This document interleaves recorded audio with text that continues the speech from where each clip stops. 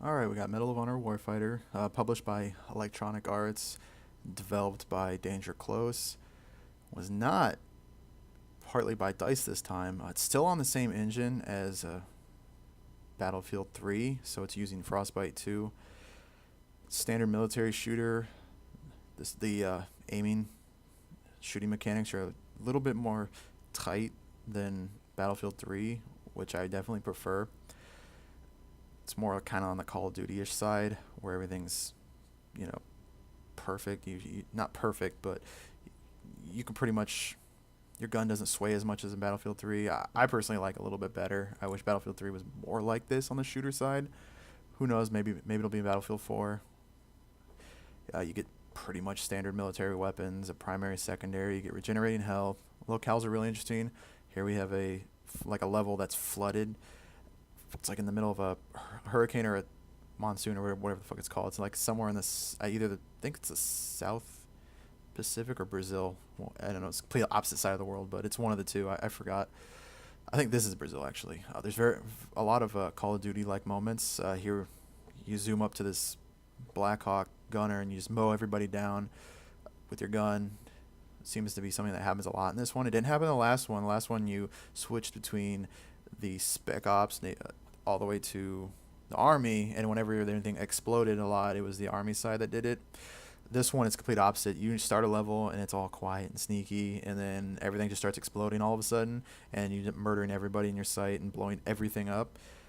So you have sections like this where you're in a gunner's position, or here where you're in a gunner position on a Zodiac, and you're just blowing things up. That gun's actually kind of weird.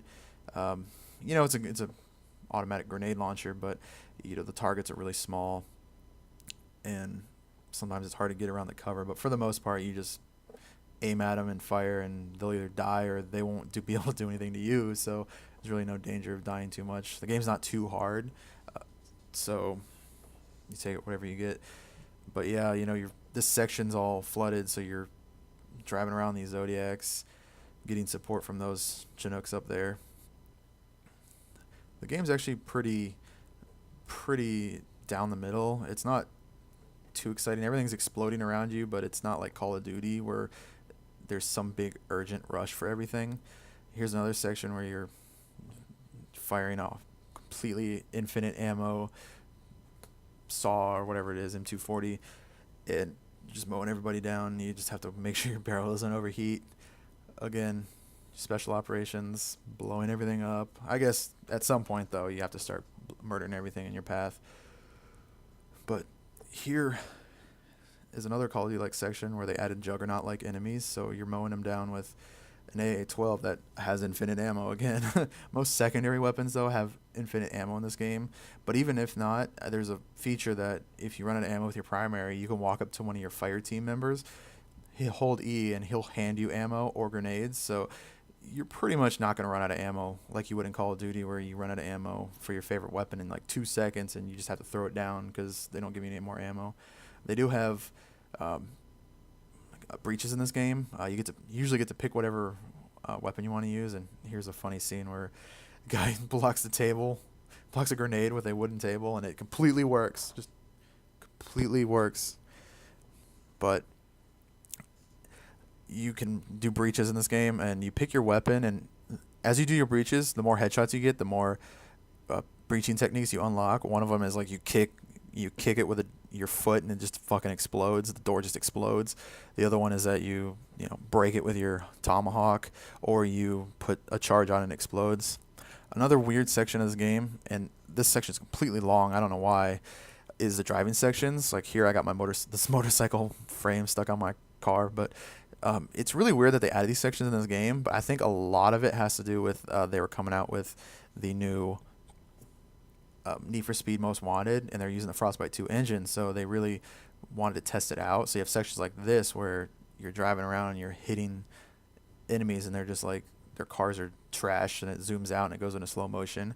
The only problem with this is it was nice when it first happened. The problem is those levels drag on way too much. It's ridiculous how long they are. I think this level's like an hour, and all you do is drive around, smash into cars, and it does that. And there's a section intercut in the middle that I'll get to in a minute. But other than that, you're basically driving around, smashing into these black cars, avoiding traffic like you would in a Need for Speed Most Wanted game, where you're dodging cops and things like that. So I think it kind of was a test to see how it would work. And then some guy was like, "That's brilliant. Put that like hour and a half section into my first person shooter right now." So it, for whatever reason, it's in here. This is the section I was talking about where you're basically driving around and you have to stealth. You have to like hide and use stealth to get around these enemies because somehow they're a threat to you. I'm not too sure how. I got caught here, but all I did was drive like 2 feet into this little side thing off the road, and the guy's like, "I don't know where that guy went. He was just here and now he's gone." So I mean, it's really cool that they did this. That I've never done this before, except for I think like in Grand Theft Auto, where you would hide from the cops for a couple seconds and it would clear your wanted level. Maybe in Driver, I'm not too sure. My brother played those games and he loved them, but I just could never get into them. So this section kind of takes a while to get through, and it, in my opinion, overstays its welcome. So you're in a shooter, so I don't know why your guy just doesn't like whip out a machine gun and just mow everybody down. They wanted to change things up, I guess, and it worked for a little while, but like I said, it got really old really quick, and these sections are way too long. And I'm pretty sure that the controls for the actual driving are actually really really nice too. It's responsive. You can slide around corners and things like that. It puts you in this mode though because it's a first person shooter, so you got to be in first person at all times. So when you're driving this, sometimes I know I played Forza 4 and this always happened to me where I'd always get hit on the right side because I'm not too used to taking that into account. So it puts you like dead in the center, but it's not too hard to get through. I mean, it really isn't that hard of a section of the game. But another thing that this game does really well, the cutscenes. Here's one towards the end of the game. You can see that it's really well done. My opinion, though, is that some of the people look almost too realistic, that they modeled after somebody and they did it to where it kind of falls in that uncanny valley where it's too real and it just looks awkward because it's too real. But the story is actually, I can't make sense of the story too much because they do this thing where it shows this is the end, and then it like here 3 weeks before that and 2 weeks before that, and it counts down to when it happened, and then you play from when it happened. I don't like when games do that. Some people do. I don't, just because it you know what to expect now, and it's no surprise later. And here it does the same thing.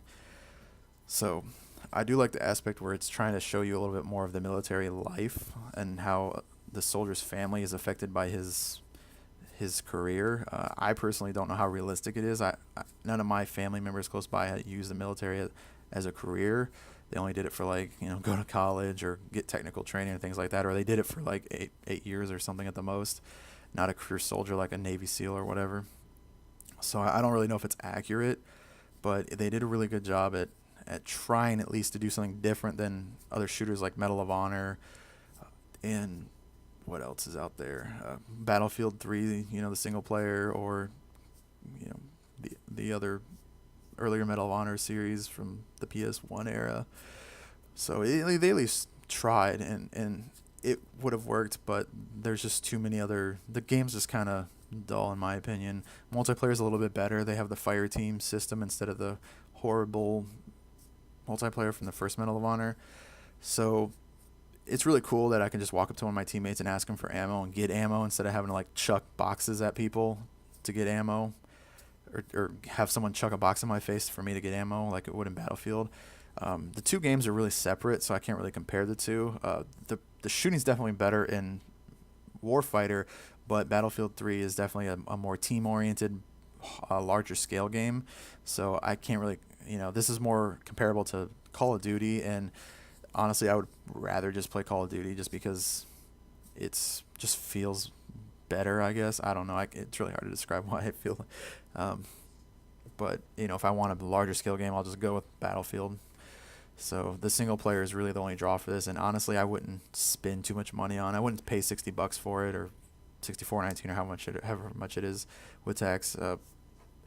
But, if it went down to like 30 or 25 or something like that, I think when it came out, they offered it to me for $25.